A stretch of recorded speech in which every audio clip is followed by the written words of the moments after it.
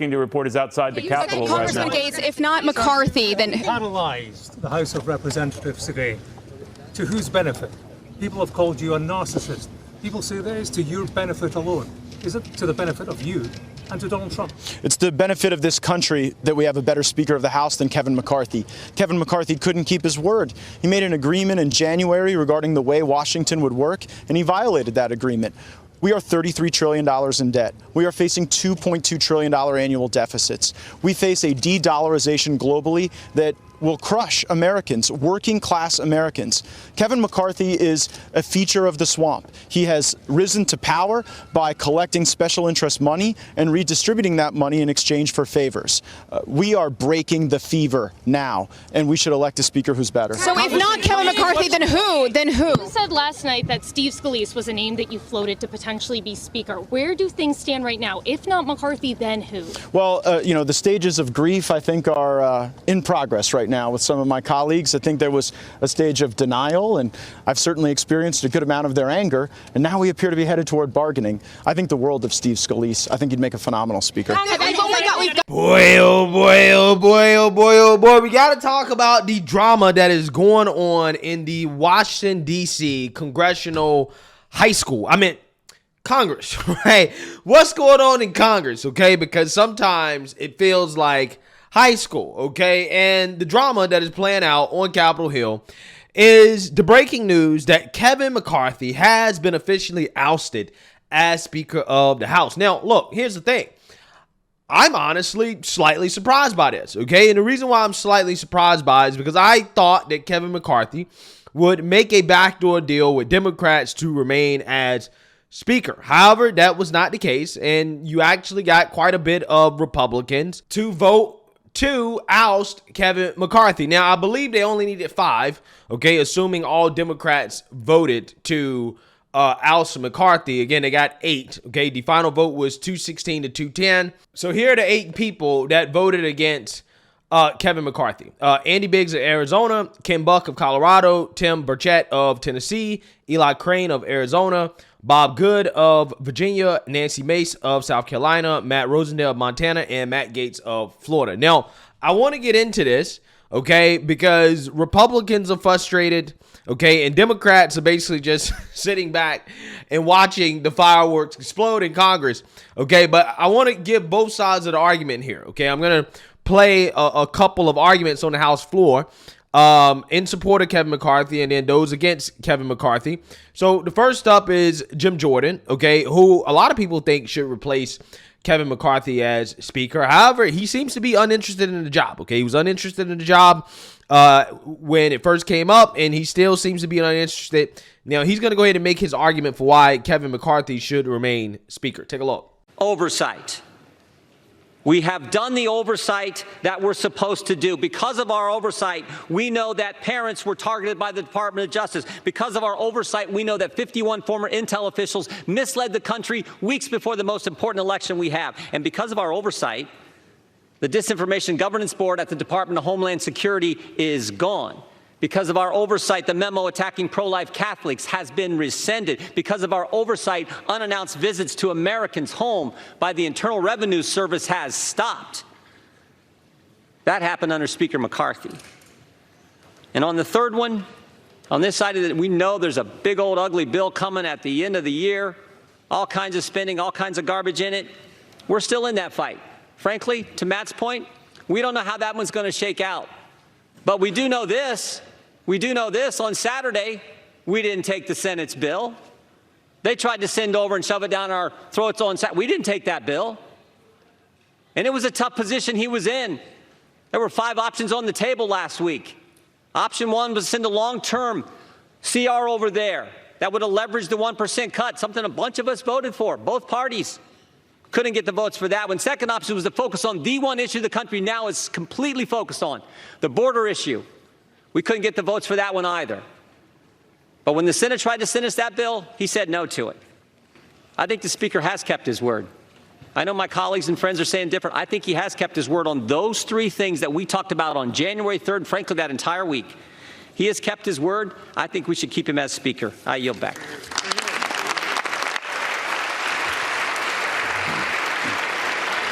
Yeah, so you seen that, you heard that, okay? Jim Jordan, okay, who, again, a lot of people respect. They want him to be speaker. Apparently, he really does not want the job. So he's defending Kevin McCarthy. Now, Matt Gaetz responded to Jim Jordan and his other colleagues defending Speaker McCarthy by essentially destroying their arguments one by one. Take a look. Is recognized. Yeah, the problem with my friend from Ohio's argument is that many of the bills he referenced as having passed are not law. We are on a fast track to an omnibus bill, and it is difficult to champion oversight when House Republicans haven't even sent a subpoena to Hunter Biden. So it's hard to make the argument that oversight is the reason to continue when it sort of looks like failure theater. My colleague says we've passed the strongest border bills in history. Well, guess what? Look at the border right now. We didn't use sufficient leverage in the debt limit or in any other thing to actually get results on the border. The border is a disaster, really something I don't think you're going to be campaigning on, that you fixed the border. Second, you said you streamlined regulations. What the gentleman from Louisiana doesn't tell you is that all of the regulatory reform he was just bragging about is waivable by the stroke of a pen of someone in the Biden White House.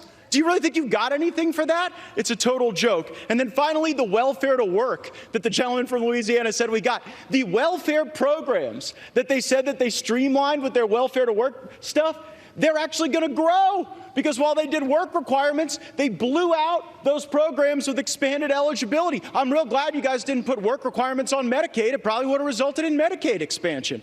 And when it comes to how those raise money, I take no lecture on asking patriotic Americans to weigh in and contribute to this fight from those who would grovel and bend knee for the lobbyists and special interests who own our leadership, who have, oh, boo all you want, who have hollowed out this town and have borrowed against the future of our future generations. I'll be happy to fund my political operation through the work of hardworking Americans, $10 and $20 and $30 at a time, and you all keep showing up at the lobbyist fundraisers and see how that goes for you. I reserve.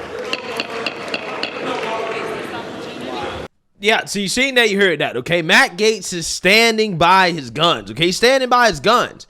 And again, that eventually led to Kevin McCarthy being ousted as speaker, okay? And there's a whole lot of drama that has to unfold now because they have to select a new speaker. Now, we're going to talk about that and what that could mean in the possible scenarios there. But first, we have to talk about some of the reactions after Kevin McCarthy was ousted as speaker, as we got Chip Roy up front. Okay, he is a member of the Freedom Caucus who actually has endorsed DeSantis. He actually decided to go against his Freedom Caucus colleagues and vote to keep Kevin McCarthy as speaker. And this guy was very upset, super upset. Sounded like he wanted to fight, okay, after Kevin McCarthy was ousted as speaker. Take a look. Some of our brothers and sisters, particularly in the, MAGA camp, I think, particularly enjoy the circular firing squad. You want to come at me and call me a rhino, you can kiss my ass. Look, I've spent a lifetime fighting for limited government conservatism. I have laid it all on the line. I've not seen my family but for 2 days in the last 30 days. You go around talking your big game and you thumping your chest on Twitter. Yeah, come to my office and come have a debate, mother. You know why? Because I'm standing up for this country every single day. And Steve, I'm not going to give up. I'm not going to go to a nunnery. Because, God damn it, there were people who were buried over in Normandy who deserve us to stand up for what they fought for. So that's what I'm going to do. And all of you fuckers out there who are out there saying what you're saying out on social media, you stick it. I'm going to go down to the floor and do my job, and I'm going to stand up for the people who fought for this country. And I'm going to do it the way I think is right for the people that I represent. That's what I think. What happened to a country where we can't even have order? You want to know what Ron DeSantis should be talking about as being the governor who can restore order as president of the United States, just like he's done repeatedly with hurricanes slamming into Florida. I don't want to keep playing the games, all this. Let's go play all the games because somebody's been indicted 12 times. And what did they do? Look, we got a governor that won by 1.5 million votes, won 62% of Hispanics, won 50% of single females, has been kicking butt, and could actually do the job of restoring order in this country and forcing the change. And what are we doing? We're going around in this like parade of personalities and celebrities and cult. It's absurd. And so I'm not going to do it. I'm not. This is not about personalities. What I'm going to do is keep laying out what I think we need to do to stop that little girl from getting trafficked while we're pissing around in this godforsaken town. Yeah, so you seen that, you heard that, okay? Them's fighting words, okay? Now, I believe that he's directing that more towards the people on social media who have an issue with, I guess, him, not going along with everything that, the America First movement wants, even though he's in the Freedom Caucus, okay? Like, for example, I mean, he endorsed Ron DeSantis for president, okay? He just basically endorsed Ron DeSantis again, which is, it's fine. I mean, he's, more than welcome to have his own opinion, right? But apparently he getting some backlash, okay? And again, yes, he did vote to keep Kevin McCarthy as speaker, despite leading the charge against McCarthy to become speaker in the first place, okay? So that leads me to another Republican by the name of Tim Burchett, who is a surprise vote no for Kevin McCarthy. And apparently one of the reasons why he decided to vote no for Kevin McCarthy is because allegedly Kevin McCarthy mocked his faith during a phone call with the speaker. Take a look. Who do you think might have the votes to be Speaker of the House? Because in order for you to proceed on a mature fiscal path, as you're saying, you need a leader. Who? Tom Cole, Tom Emmer, Steve Scalise. Who do you think might have the votes to lead your party and the House? All three of those would be excellent choices, and I think they could do an excellent job. They're honorable men, to me at least, and they've never openly mocked me anyway, and they sure as heck have always kept their word to me. So, and there's several others that have whispered in my ear during all this, and of course I don't want to out them. I understand that they have to keep their secrecy about them, but there are several milling around that are very interested in doing this. Another, Mark Green from Tennessee is somebody that people have been talking about. So there are several out there that people are talking about. I'm sorry, but I just find this so shocking. What exactly did he say to mock your faith, sir? It really doesn't matter. It was just the fact that I'd publicly stated on your station, I think this morning, that I was praying about it, and I was, I had two paths to go, either go with my friend or go with my conscience, and I was praying that God would tell me what to do, which he does. My daddy fought in the Pacific in the Second World War, and he talked about prayer a lot, and the Burchetts are praying people, and so I asked God to show me what the right thing to do is, and I'm not proselytizing to you, I'm not trying to save your soul, but that's the path I go down on a lot of bills. I pray for my wife, I pray for my daughter, I pray for my enemies, I pray for the speaker, I pray for this president, and when things come up, I pray for his son. And as a Christian, that's what I'm supposed to do. But when someone mocks me like that and mocks my religion, and honestly, the Bible's pretty clear about God being mocked, so that's what sealed it right there for me. I said, this is not the quality or the character of person that I want as Speaker of the United States. Yeah, I can't understand that at all. Do you expect that before you go to bed tonight, sir, that you'll have a new Speaker? I have no earthly idea, brother. Yeah, so you seen that, you heard that. Apparently, in a move that I think is just not really smart, okay, Kevin McCarthy mocked God or mocked this man's religion doing a phone call in which I guess he was trying to whip up votes in his favor, right? And I guess maybe Kevin McCarthy being, maybe the egomaniac that he is, okay, a lot of these people are, maybe he made some type of sarcastic remark in response to the congressman saying that he would pray about it, right? I'm going to pray about it, and I'm going to let God decide what is the best thing for me to do in regards to voting. Again, I can imagine that Kevin McCarthy may have said something snarky in response, thinking that he's entitled to be speaker, okay? And that probably just pissed this guy off. And Kevin McCarthy lost his job because, again, he was one of the 8 Republicans that voted against him. So with that being said, where does that leave us? Well, what it leaves us in is a state of chaos, okay? Congress cannot function without a speaker, okay? I mean, effectively, the House of Representatives is on pause. Any type of major legislation is on pause. The White House can't negotiate with the House on anything because, again, we don't have a speaker.